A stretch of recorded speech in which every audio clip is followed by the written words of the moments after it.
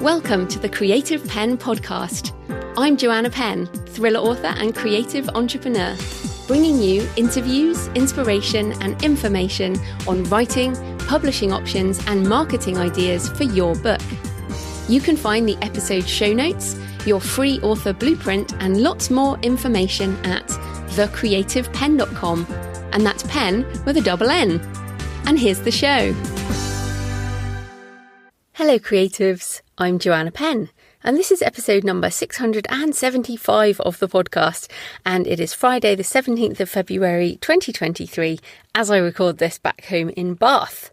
In today's show, I'm talking to Martha Carr about co-writing in a shared universe, being a prolific writer in her 60s, and how to have a sustainable life, as well as how indie business models are shifting from rapid release plus KU into more direct channels like Kickstarter, and why it is never too late. So this is a great discussion, and that is coming up in the interview section. So in publishing news, Simon & Schuster is back up for sale, as reported by Reuters. Paramount will court private equity firms because they do not compete with it and would not raise competition concerns with US regulators that caused the demise of the Penguin Random House deal last year. Paramount reiterated that Simon & Schuster remained a non-core asset that does not fit strategically within Paramount's broader portfolio. So if you thought that was all over last year, no. And many of us knew it would not be over, and many of us actually thought it would be better to sell a publishing house to another publisher. But now it looks like a private equity firm, which is a very different prospect. Jane Friedman and I talked about the whole thing in more detail in episode 662 in December, so just a couple of months ago. So you can go listen to that episode for the background on the Department of Justice case against Penguin Random House acquisition, but basically that case means no other big publisher could buy it. So I'm sure more on that once it gets bought. Not too much else going on, but I also read a lot of tech commentary newsletters, and tech analyst Ben Evans did an annual review this week with sort of a look forward as well, with a few interesting things for us.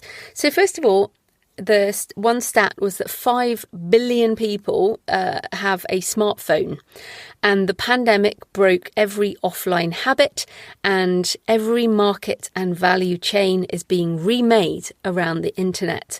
So it's so funny because we kind of started talking about mobile shopping a decade ago, and now since the pandemic it really has sort of become a thing.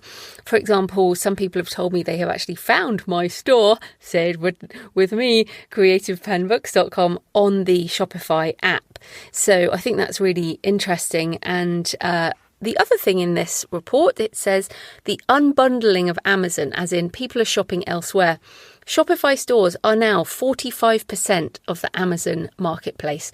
Now that's amazing. I don't know what it was before the pandemic, but basically people are now used to buying online from other places other than Amazon. And Amazon brought everyone into shopping online, but now people are comfortable with it. They'll shop in other places online. For example, I buy my cat food online from a very specific farming place, and essentially that's all they sell. So I will go there to buy my cat food and other places to buy other things. Also, Ben says the advantages of scale are now in question, which again is good for us as small independent creators. So what he says is, instead of having everything in-house, then outsourced production, which is essentially print on demand, which is what we do, short runs, which is what many of us are doing for Kickstarter, new channels, like, again, Shopify, social things, new logistics, again, that print on demand model, and then social, video, streaming, and targeting. All of these things are starting to benefit smaller retailers. And again, it's funny because back in the day, before these massive conglomerates, all companies were small companies. And then, like publishing houses, for example, they were all small publishing houses. And then they got bought and sold and bought and sold, and then bigger and bigger companies. So scale made everything cheaper. But now what's happening is it's almost reversing, where small micro businesses can do super well. The last thing in this report is that he does talk about Amazon. He says Amazon's ad business overtook Prime revenue in 2022. So Amazon ads overtook Prime. And he also quotes Jeff Bezos, who said in 2009, advertising is the price you pay for having an unremarkable product or service. And of course, Amazon is now the world's largest advertiser.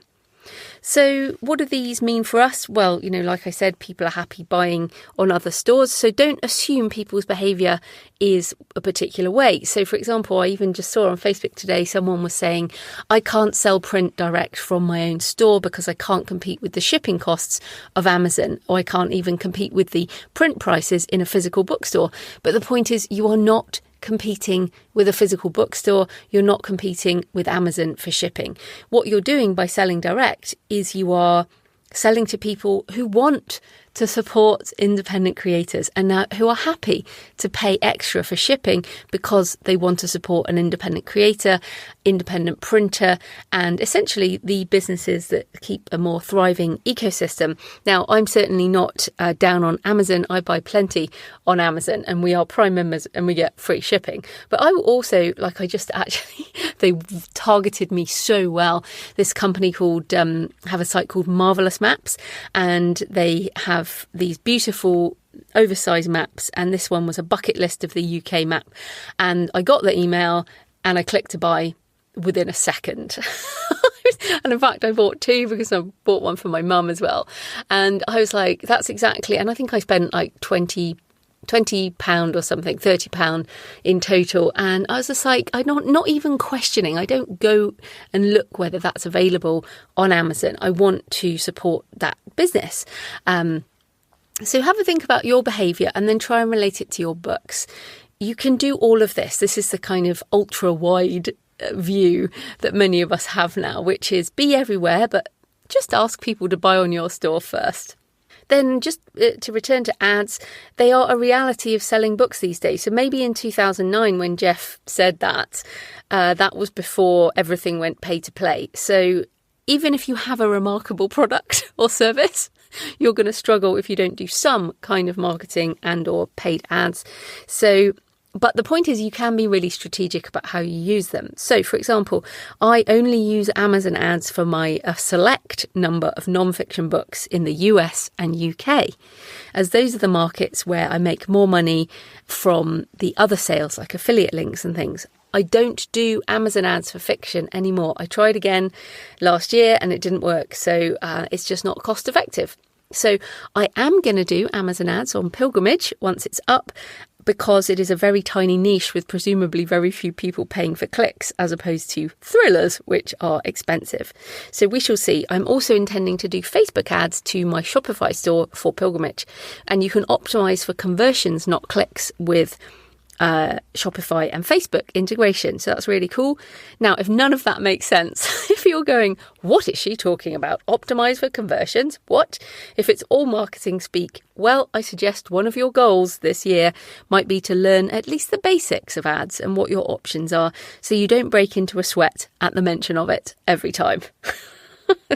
So if you want to see the full report, it's at ben-evans.com, links in the show notes.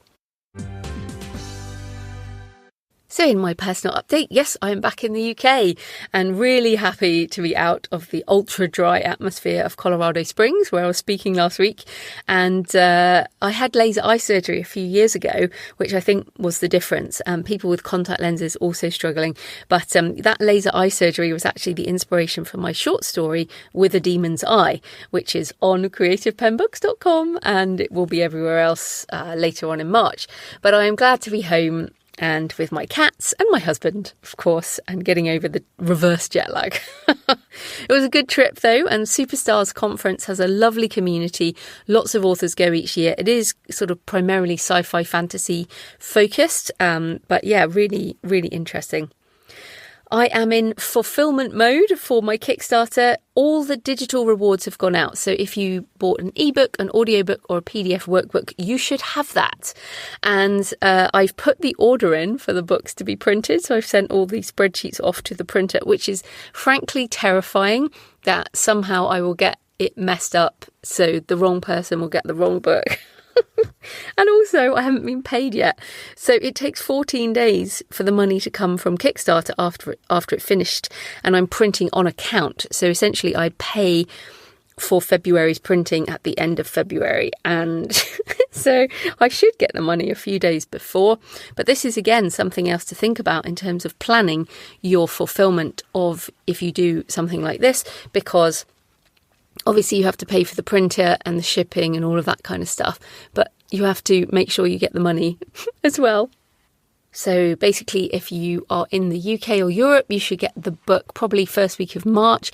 And if you are elsewhere, it's going to be second week, possibly third week of March if you're in Australia or New Zealand or something about that. But I will let you know once I send it out.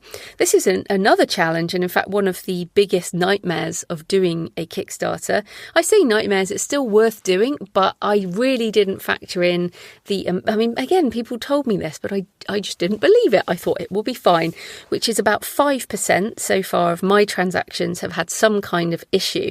So payments in dispute, so the bank has blocked people's payments, or the survey for the print shipping hasn't been done. So I don't know what address to send a book to. So someone's paid for a book, but I haven't got their shipping details, and they haven't got the survey email, and they haven't got the emails I've sent afterwards. And some people are not getting emails from Kickstarter at all.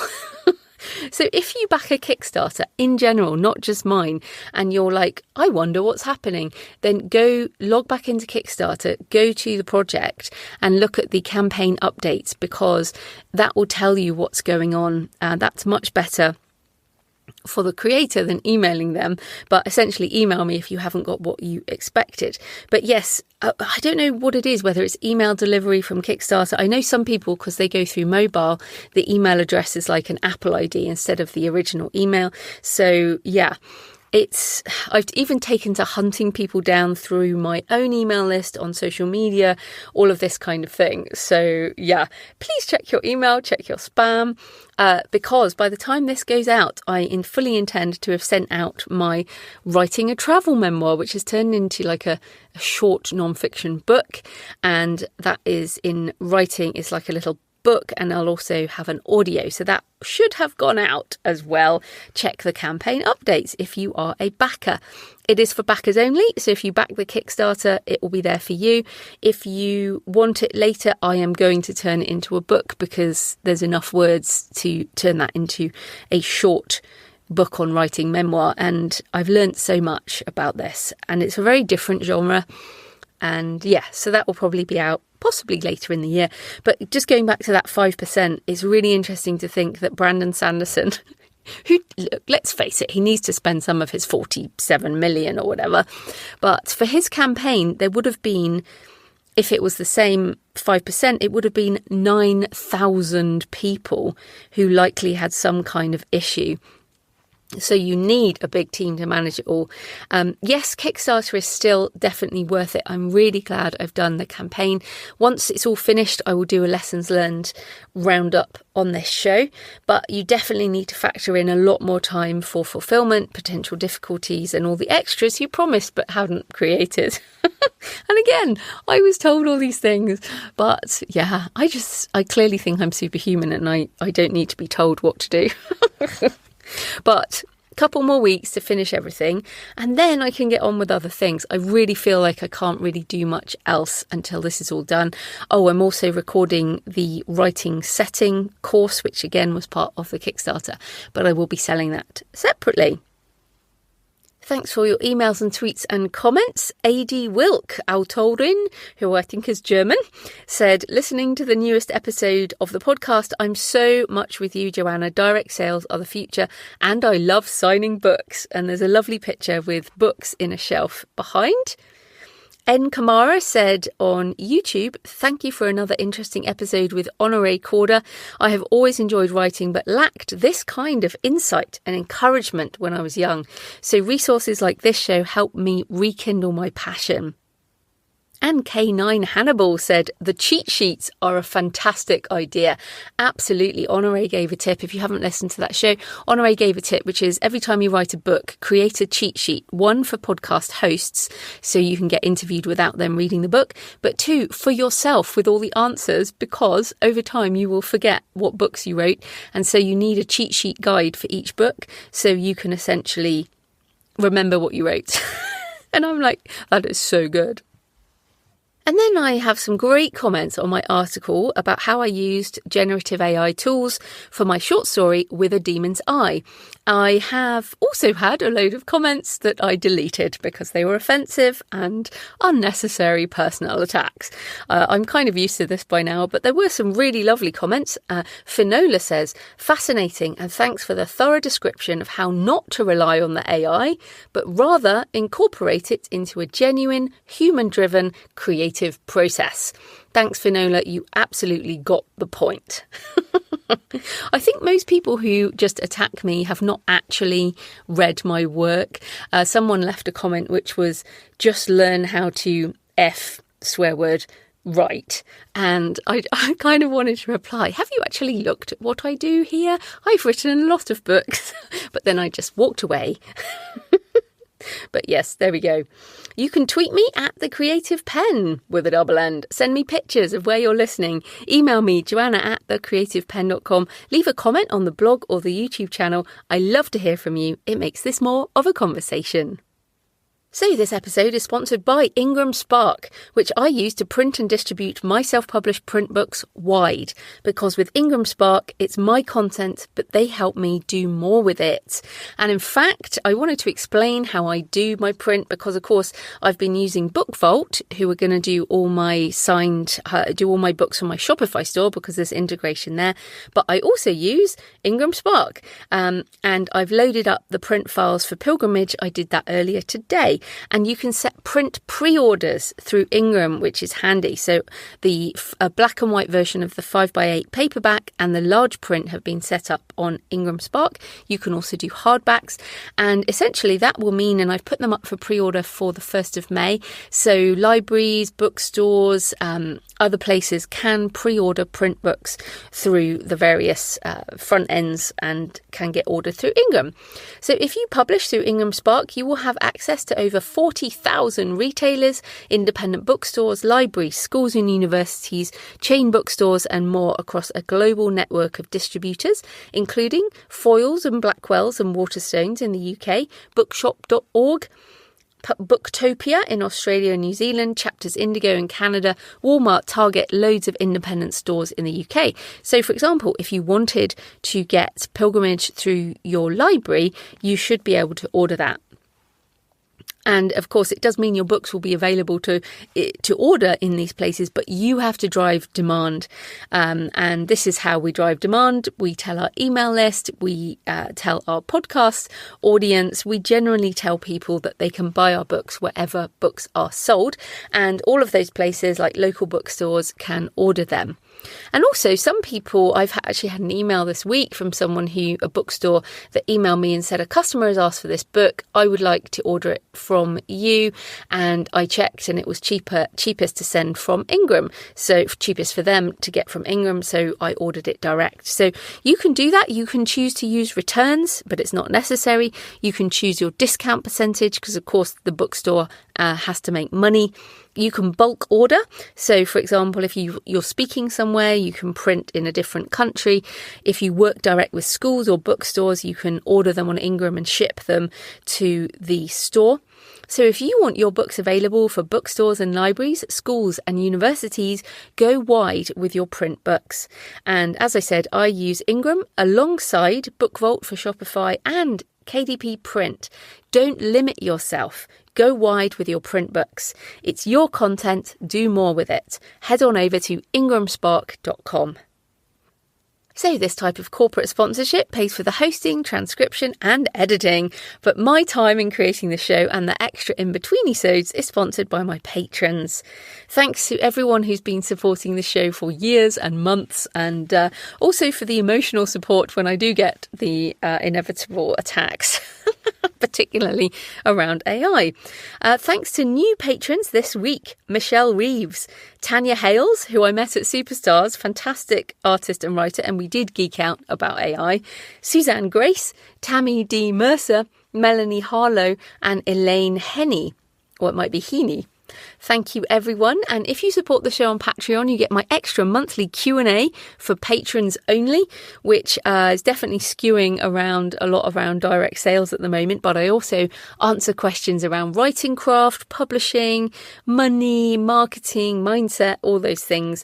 And you can support the show with just a few dollars or pounds or euros or whatever, and you'll get the extra monthly Q&A audio. Support the show at patreon.com, patreon.com/The Creative Penn. Right, let's get into the interview. Martha Carr is the best-selling author of over 200 urban fantasy novels. Her newest series, Queen of the Flightless Dragon, will be coming out on Kickstarter in May 2023 with book one, Eamon. So welcome to the show, Martha. Thank you. I'm so glad to be here. Thanks for asking me. Oh, no, I'm excited to talk to you. So first up, tell us a bit more about you and how you got into writing and self-publishing. So I started writing actually, about 35 years ago, and I was published traditionally, and I was a journalist, and I had a national column. And then, of course, the world changed, and indie publishing became a thing, and it just got more and more enticing. And then I ran into Michael Anderle, and then the rest is history. Now, some people listening might not know Michael Anderle, surprising as it is, but you said the word enticing as well. So what enticed you into this world, and how did your work with Michael start? So in traditional world, you have to have all your ducks in a row leading up to publication, because you can't change much once the book is out there. And so if you get the cover wrong or the blurb wrong, you have to live with it. And all the marketing you do is front end loaded, and they give you about 3 months to prove that you can sell books. And then everything gets harder if you don't sell what they consider enough. In indie land, if you find the blurb's not working, you can change it that hour, and you can always redo all the covers. I mean, there's like a million chances to get to know your audience, and it just seems more organic and makes more sense. And a lot of the marketing you do comes after the book is out. A lot of times I don't do the biggest push until book 3 is coming out. I do it on book 1 when book 3 is coming out. So that's a lot more appealing. Plus, the cut you get as a traditional publisher is a lot smaller. A traditional author, excuse me. Yeah, absolutely. And we'll come back to co-writing in a bit. But you mentioned there that you were a journalist and also were traditionally published. So even though you found this world enticing, how did you break out of that traditional mindset? And I'm sure you have friends in your previous career who might have judged your choices. So how have you dealt with that mindset shift?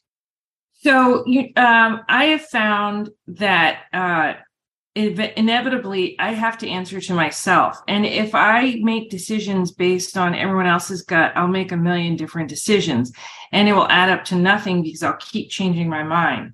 And there was a lot of pushback when I initially went indie, and somebody wrote me a really long email about how I was embarrassing myself, and I just deleted it.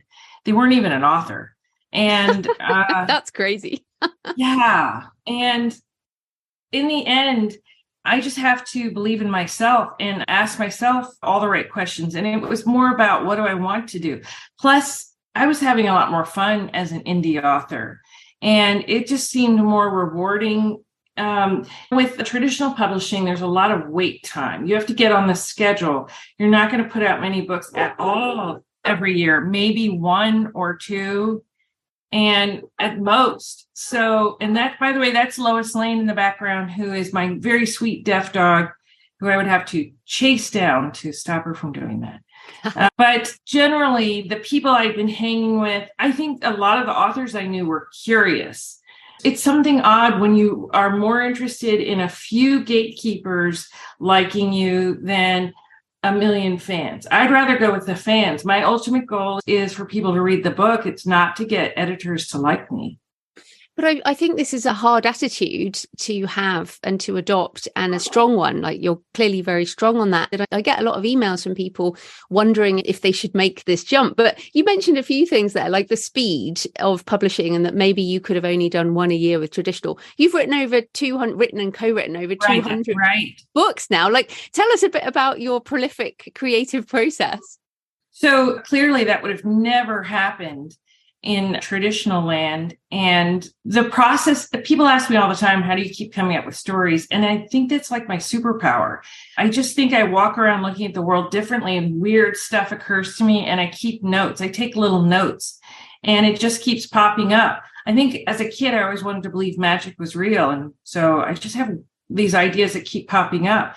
That never could have happened in traditional land. And the nice thing too is my grown son seems to have taken after me in that way. So when I'm stuck, I can call him, and the strangest things come out of his mouth. Once I needed something for a magical museum, and he, instantly, without even hesitating, he said, leather armor for a whale. And that was perfect and so strange. So, yeah. And the other thing about traditional land is you really are at the mercy of a very small handful of people. And we're all human beings, so we are very subjective and opinionated. And one person may hate your book, but 10,000 fans might have liked it. And you're never going to know that. So coming back to your creative process, you mentioned you have all these ideas and you write notes. So first of all, how do you take notes? Like, I take them on my phone on the Things app. That's what I use. How do you take your notes? You're doing a much better job than I am. I carry around a little notebook, and I usually put the notes there, or if I'm without it, I just text myself. But your idea is much better. And then how do you take those notes and ideas and actually write the books? Because a lot of people have a lot of ideas, and most people do not have several hundred books. So standing out to me the most, because I kind of know when I'm going to need another idea and something is standing out to me, and I'll just pick that one.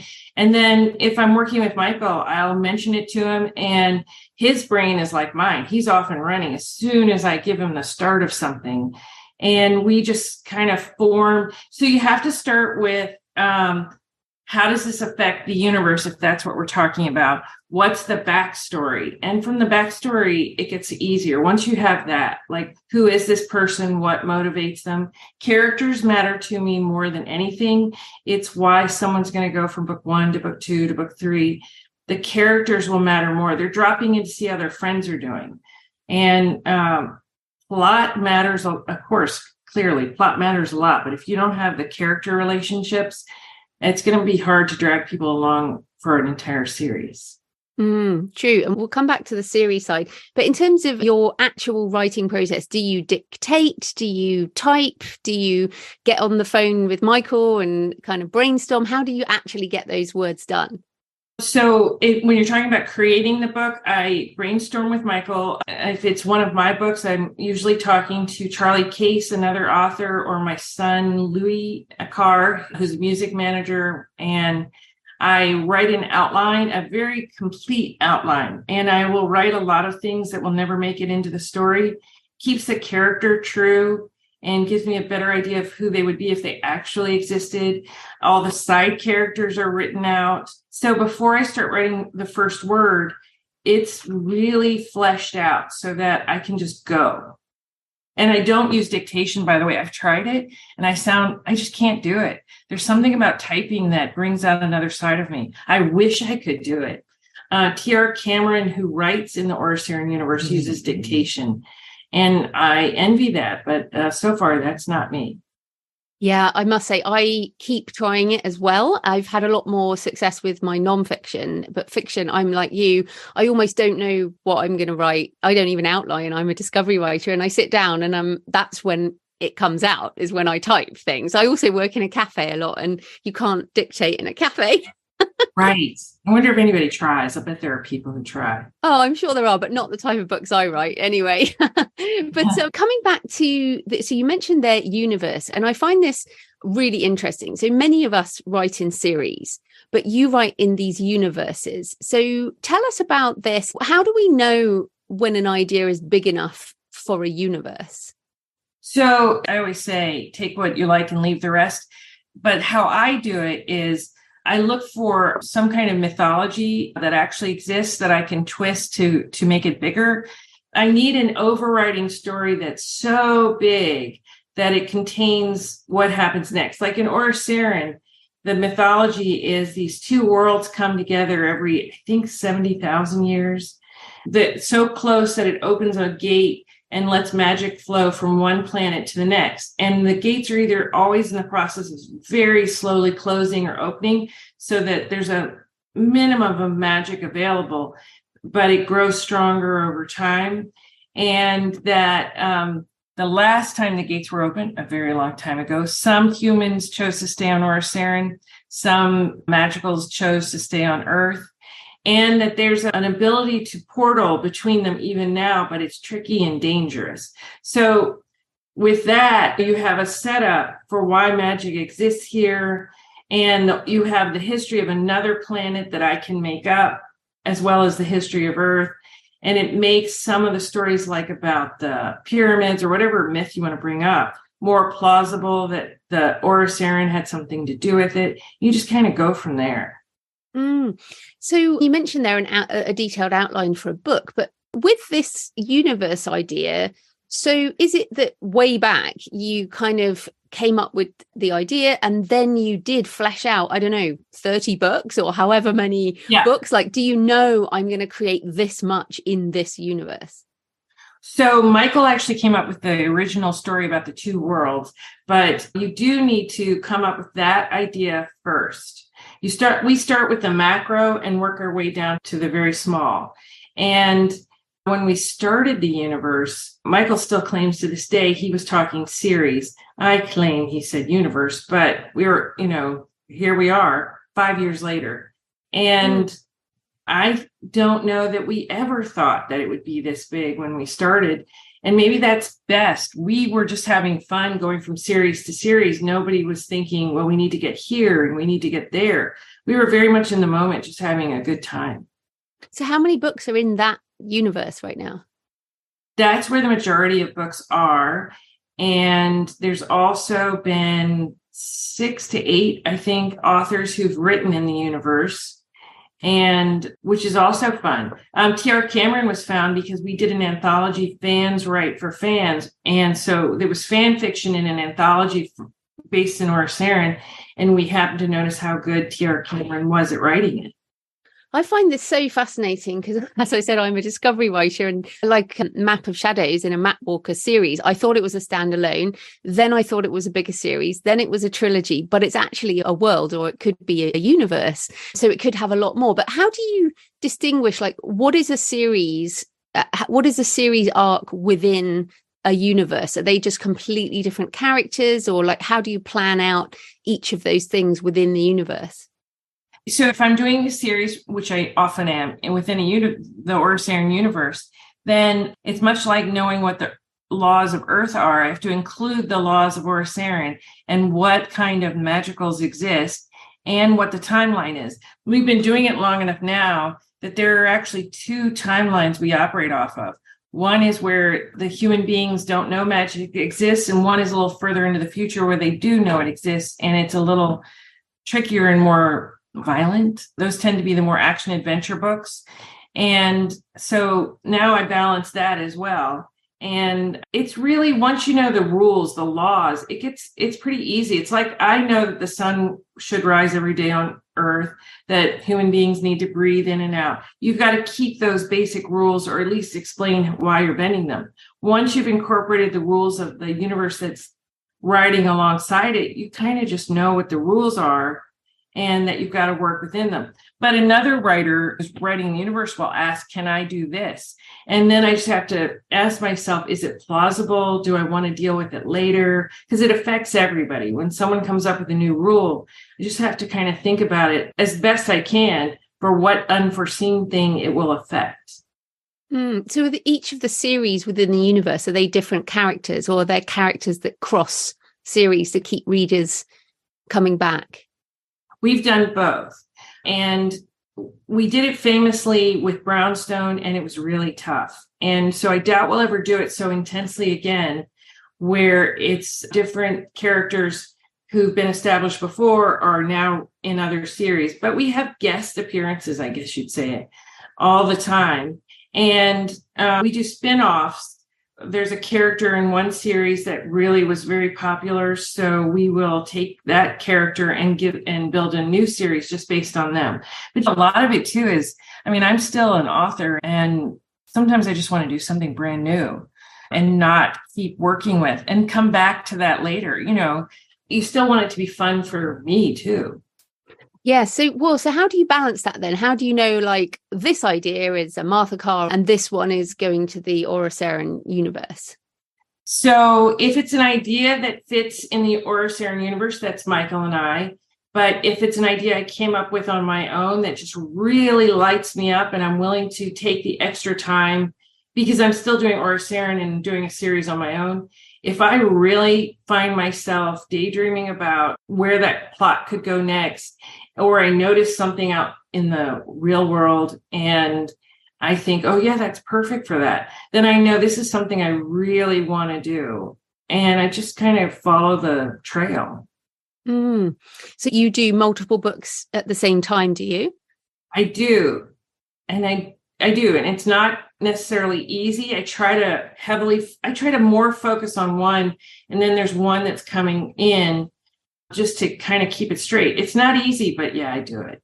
I think it's amazing. Now, I have co-written some fiction and some non-fiction, and I found it very, very hard. So you co-write with Michael Anderle, as you mentioned, and I think other people. So what are the pros and cons of co-writing, and any tips for people considering it? So, sure. So if you're considering doing it, then you're going to need to be very open and willing and flexible and know when to just let things go. If someone overthinks things, I just don't think it's going to be a very good experience. And if you're working with other authors, they're a creative person as well. So sometimes somebody will have an idea and my initial interior thought is, oh no.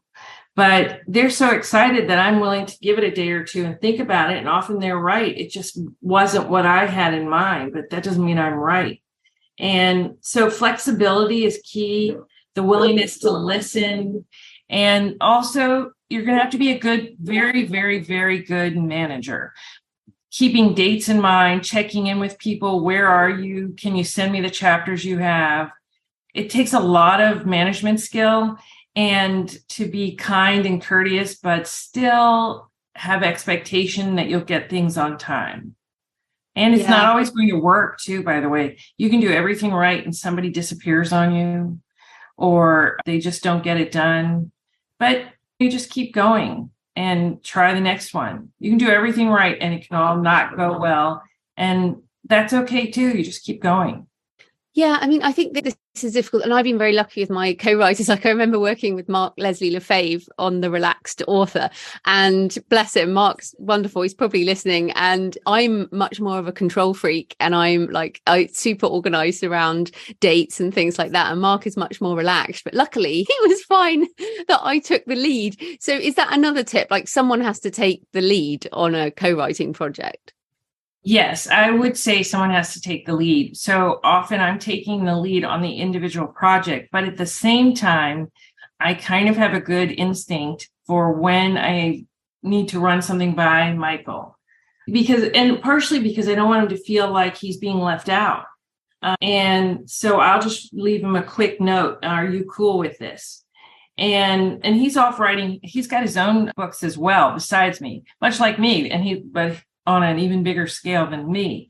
So I don't want to, he doesn't need to hear about every detail, and I'm not sure he'd be thrilled by that.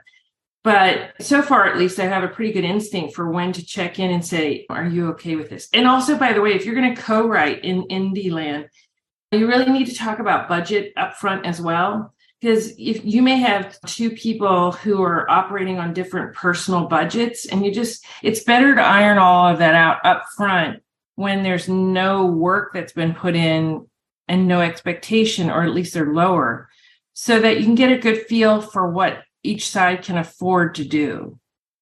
And when you say afford to do, you mean time budget and money budget?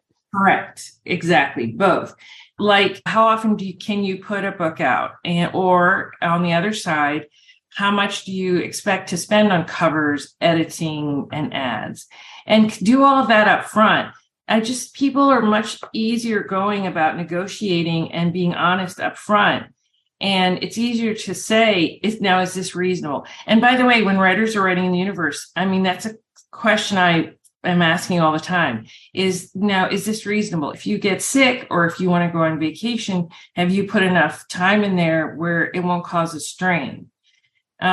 So yeah, do it all up front as best you can. And then just remember that the universe you created will not fall apart if something doesn't go quite as you hoped.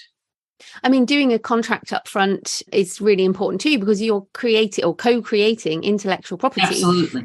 So it actually goes on after your death. It's longer than a marriage. Right. That's so crazy. Yeah. So one question I was going to ask you. So I completely understand about like a universe that has its own characters and anything, but I had someone request that I write one of my characters into their universe. And I said no, because I didn't want to mingle I would agree with you. Yeah, the intellectual property. So is that something you think about too, between your work as Martha and your work co-writing? Yeah, I wouldn't do it like intellectual property, but also, like I was saying before, whatever that character is doing in your universe affects every other series out there. And the fans know it and they'll point it out to you. Why can this character do this here when you sit over there that no one can? And it'll affect future decisions. So, and one thing sometimes a writer will want to do is they'll want to do something and they'll say that it was a worldwide thing.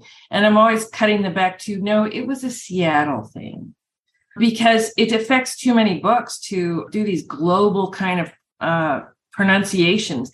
It just needs to be smaller so that you can stay in your own little world. And no, I won't it's one thing to have somebody make a guest appearance within the universe. It makes no sense for them to step out of that universe into something else. No, I wouldn't do it.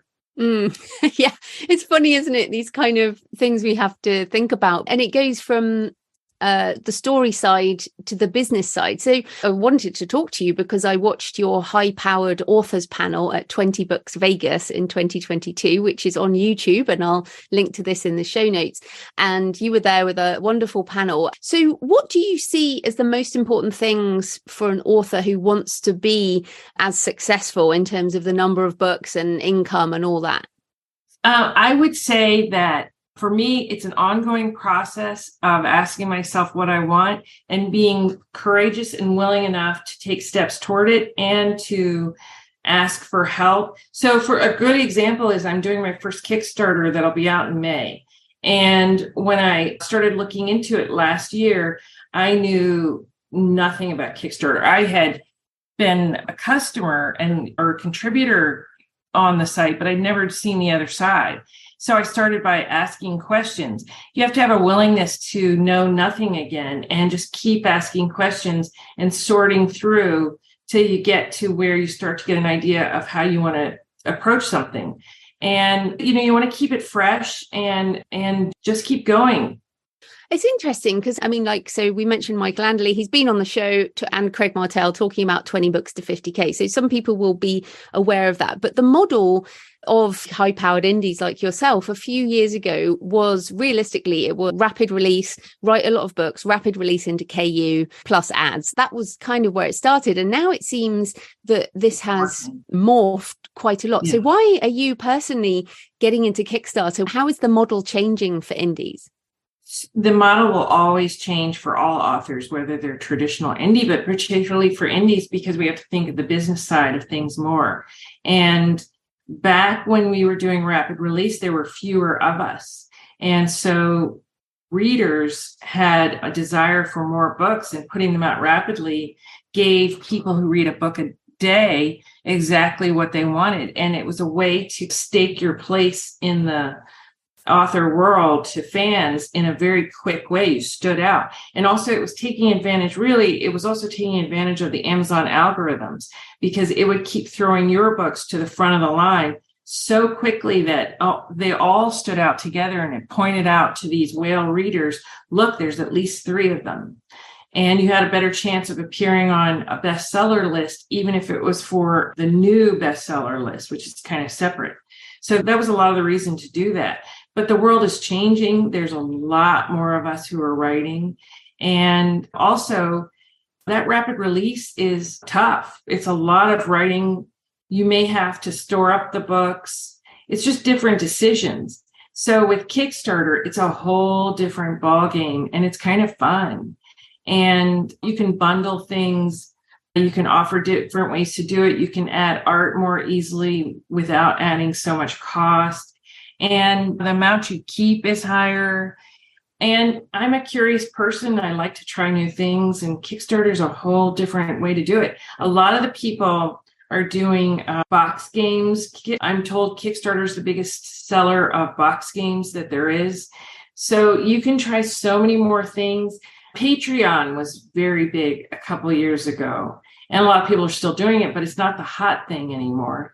And so now Kickstarter is, and I'm sure 2 or 3 years down the road, there'll be something else we're all looking at. Some of it I'll ignore. I never did Patreon, and some of it I'll pick up. But my goal is to start to build a separate audience, because I don't know how many of the people who are fans in Kindle Unlimited will actually walk over to Kickstarter. It might be a whole new group, and I'm kind of starting from scratch, which I think could be kind of fun to build an entirely new audience.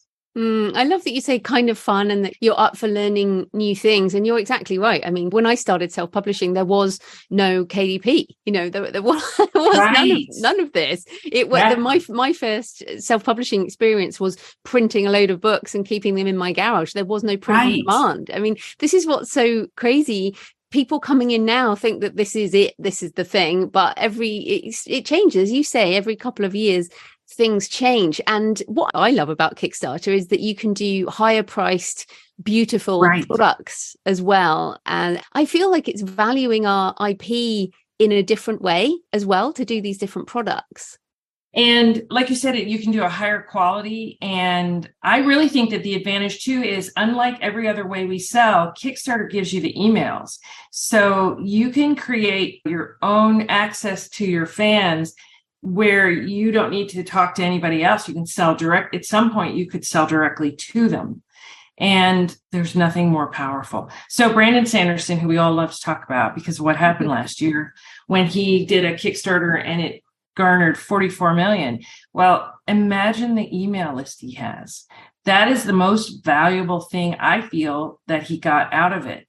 And so like for my first Kickstarter, if I hit goal but don't go much above that, frankly, to me, that's a sign that I've hit a new vein of fans, and that's good news. And so if it takes 2 or 3 years to build up a really strong fan base, so be it.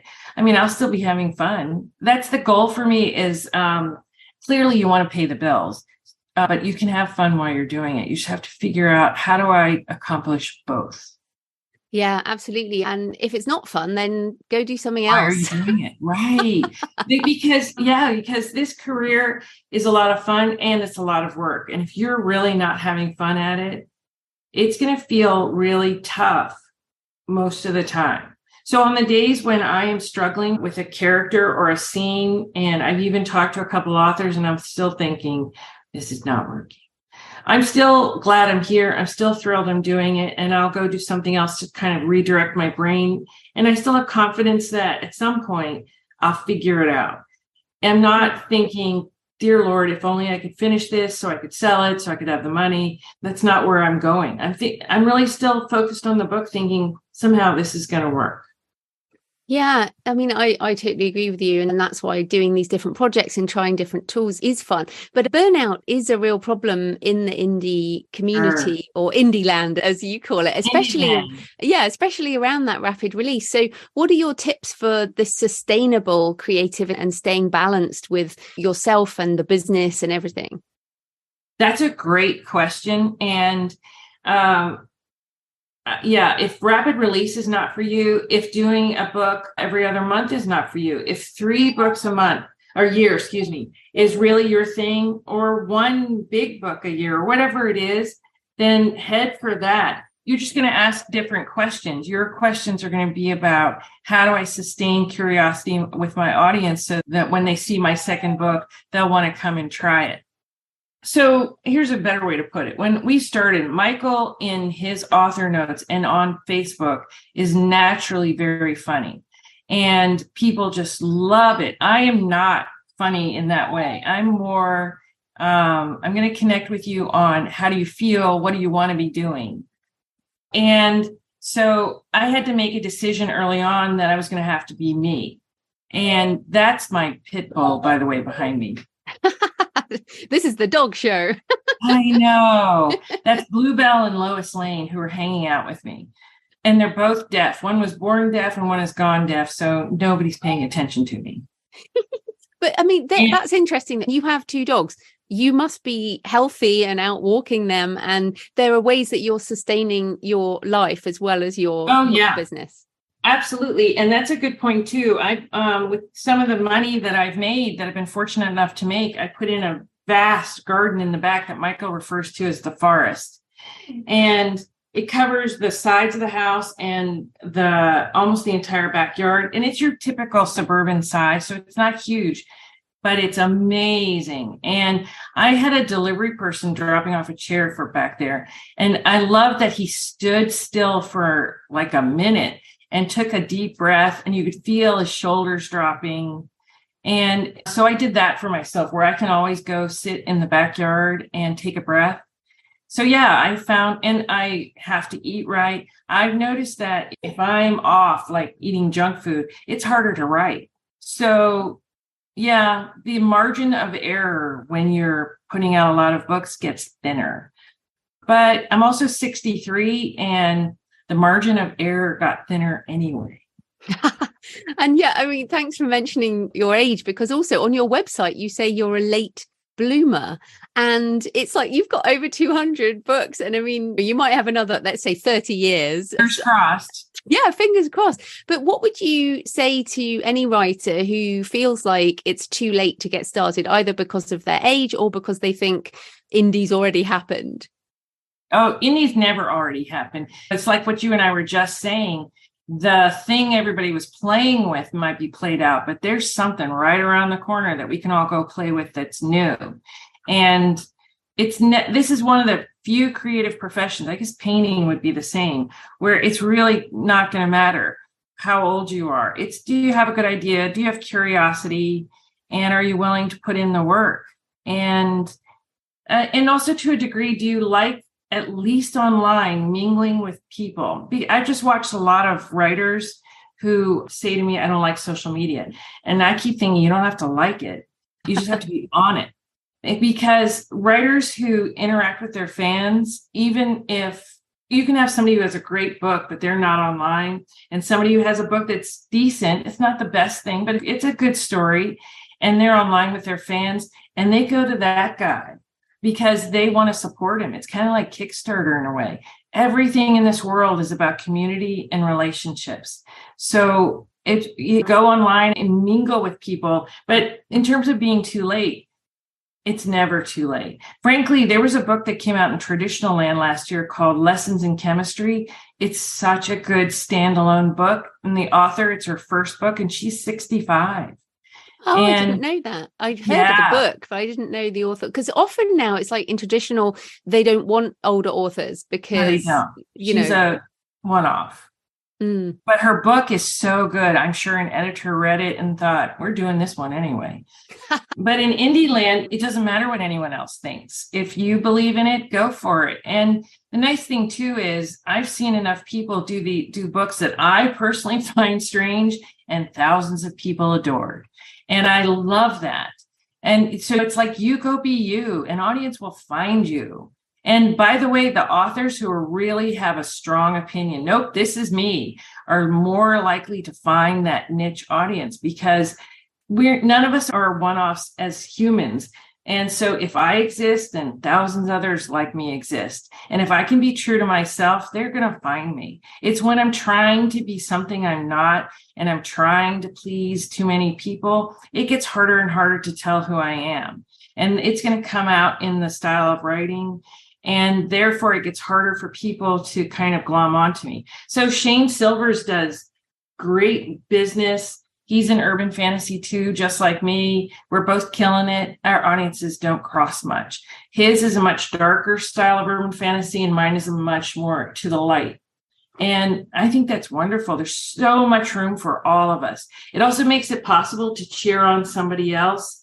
And it doesn't take anything away from me at all to help somebody else. It doesn't take anything at all away. It's not a contest. It's never a contest. So yeah, if you're old, if you have certain physical limitations, but you want to do this, just go for it. I mean, I'll be doing this in some form. One of the reasons I'm doing the Kickstarter and coming up with a new way of selling is because at some point I want to do my version of retiring. So if I can do fewer books in a year in a different way, then that would be my idea of retirement. And that's why I'm doing it. It's never too late. Well, that's brilliant. So where can people find you and your books online? So the best way is to go to marthacarr.com, Carr, and sign up for the newsletter, and you'll keep abreast of contests and what new books are coming out from both Ora Sarin and whatever books I'm doing, and the Kickstarter. And that's the best way to stay in touch or to get in touch with me. I do answer everyone who writes to me. I always feel like somebody took the time to really tell me how they feel about it. I can take a few minutes to answer. Brilliant. So, well, thanks so much for your time, Martha. That was great. Thank you. So I hope you enjoyed the interview with Martha and that it gave you some things to think about in terms of your creative process and your sustainable business model for the long term. Coming up this week, I have an in-between-isode on writing with AI, and then next week I'm talking about building a 7-figure book business with Pierre Gentil, who is also a poet. So that will be fascinating. I'm very excited about that. In the meantime, happy writing, and I'll see you next time. Thanks for listening today. I hope you found it helpful.